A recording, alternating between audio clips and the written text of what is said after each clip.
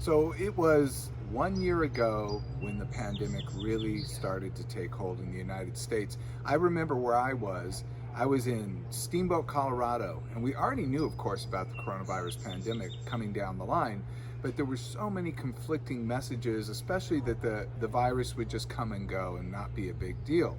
But it was right about this time I was in Steamboat, Colorado, and I remember being inside of a cafe, and it was really crowded with skiers, and there was a woman right next to me, and she started coughing, and I noticed the panic take hold inside of me. Not real big panic, but just like, oh no, is this someone who has it?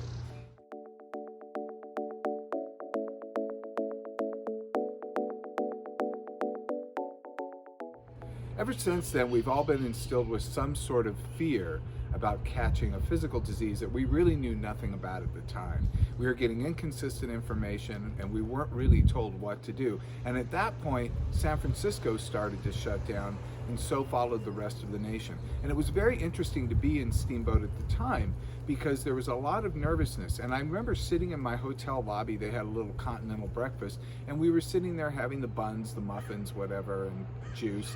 And the phone continually rang, and the front desk guy said, people are canceling.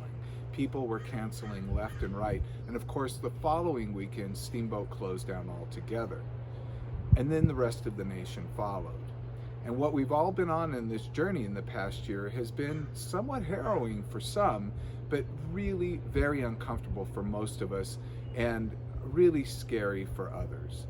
So we're all walking through this journey together. But one thing that's really exciting to me today, 1 year later, is that here we now have 10% of the nation fully vaccinated, and 20% have, or this is approximate, and 20% have received at least one vaccine shot.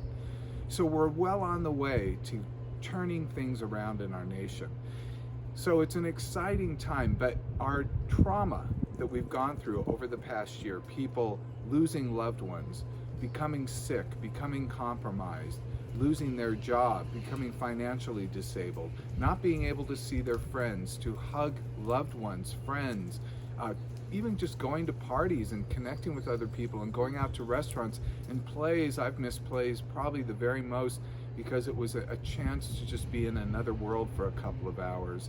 And you really can't have that in any other way except in live theater, that gift that live theater gives you. So it was a very tough time for all of us. Of course, that was not much of a sacrifice to give up plays, considering what other people were going through.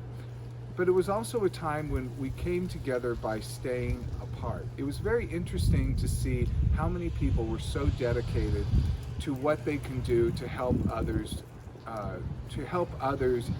stay from being sick. So they protected themselves in order to protect others. Now we're at the tail end of that journey. We only have a few more to go. And we're on this marathon. Now's not the time to let go and just kick back and just walk. Now may be the time to continue to do the run till we can all get through. But it's going to be tough. There are people who are already breaking free of the ranks. So, if you've been vaccinated, great. If you haven't been, hold on tight. But we're all going to get through this together. It looks like the end is in sight.